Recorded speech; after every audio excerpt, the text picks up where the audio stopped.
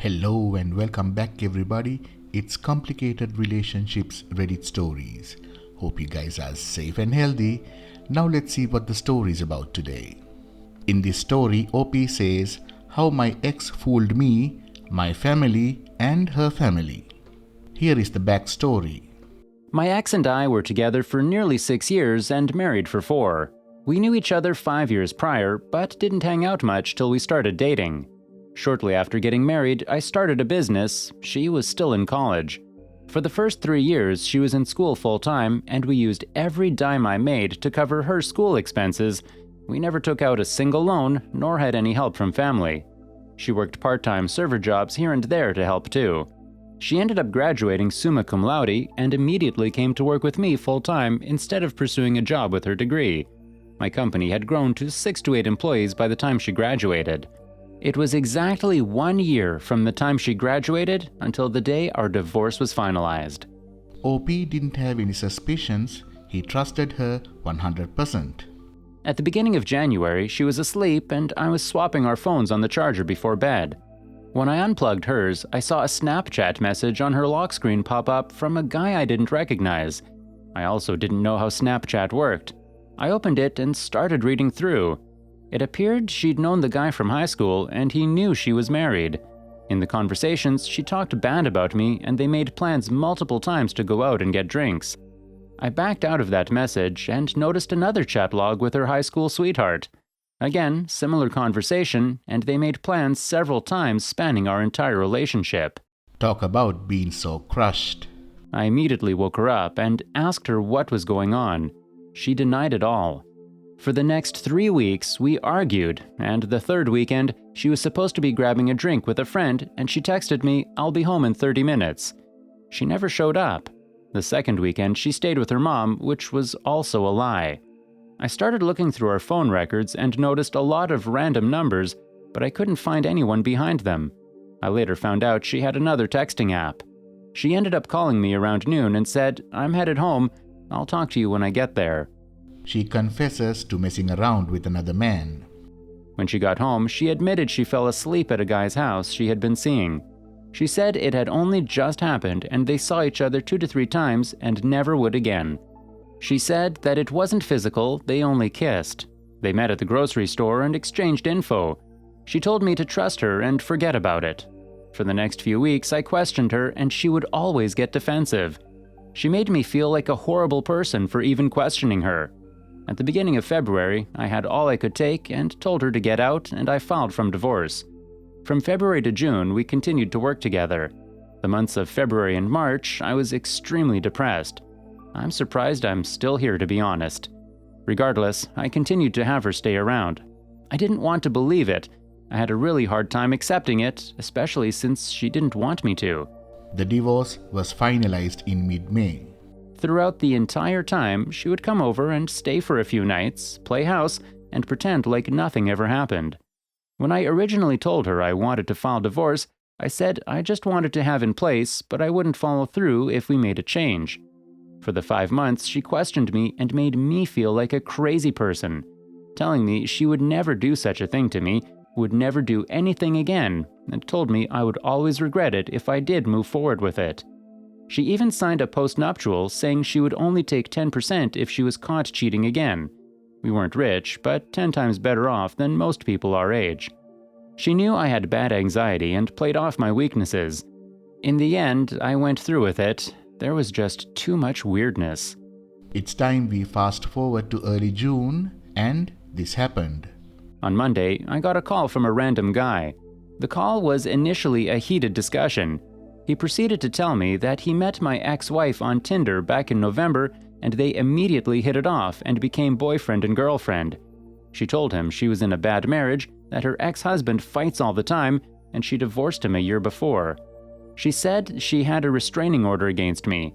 She also said she had started a company with her brother years ago, but her brother had died a few months before and she was now running the company. Weird he didn't get invited to the funeral? She has never had a brother. I sent him photo proof of everything, even the texts she had sent me the previous Friday night asking to hang out and drink.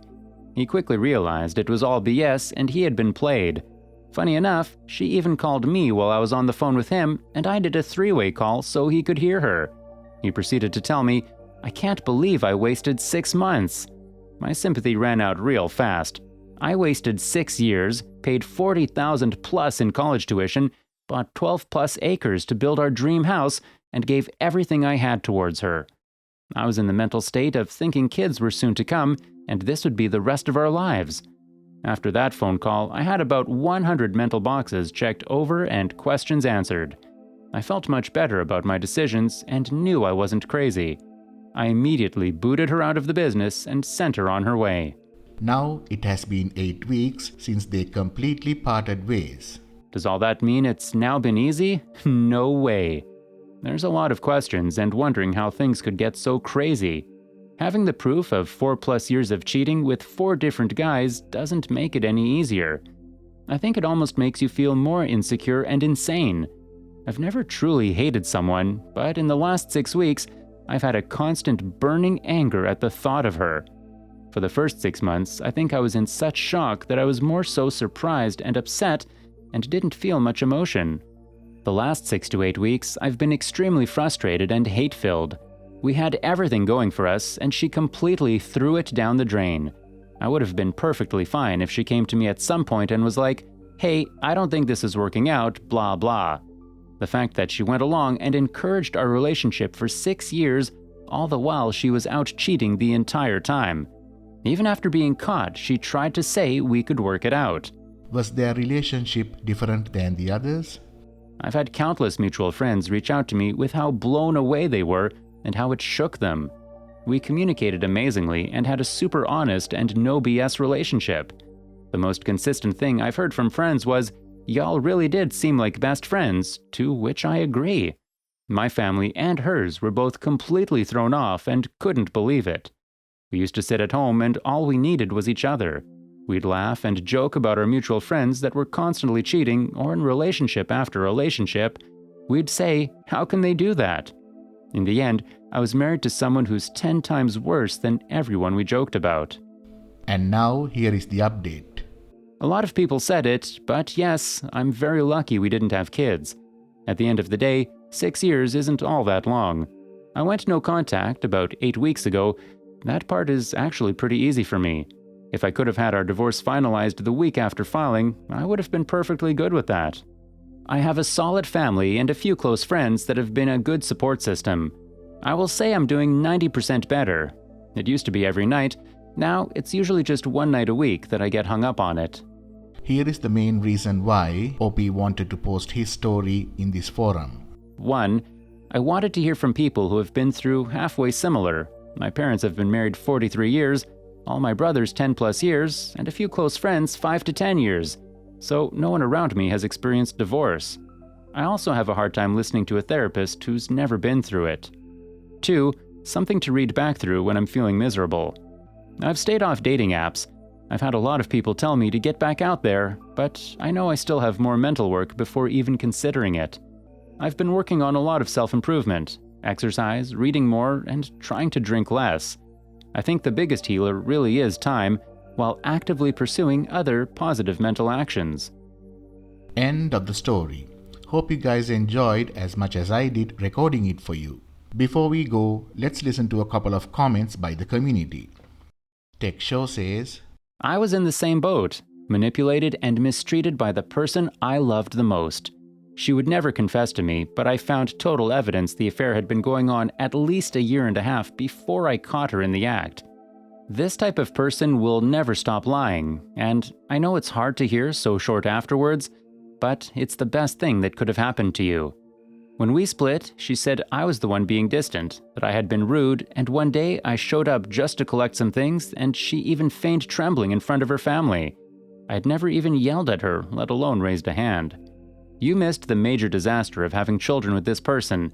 So did I, and you're going to really grow and find your self-worth. Not only that, but there is a good chance you can now find someone who will love you for who you are genuinely and truly. For me, I had to watch early dating, as it's easy to become attracted to people who replace our former mate and have matching personalities. You just don't want to end up in this same situation again. It does get better. What hurt me the most was how much I loved her, and it still wasn't enough. On the other side of it, your confidence shouldn't be too shaken. She didn't want this outcome. She wanted her cake and to come home to you, so she recognized beneath her bad behavior that something good came out of being with you. Stay strong, grab friends close, and you'll like where you find yourself in a year from now.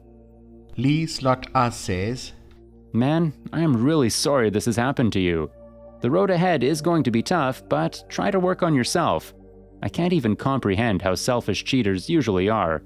Try to look at the bright side. No kids, and you got off with only 6 years. I know it's long, but at least you got out. Family and friends are the best thing right now. Talk to them, vent it out. Thank you all for listening. Please comment, like and share the story if you enjoyed it. Also, subscribe to the channel and hit the bell icon so you will be notified when we upload the next video. Take care.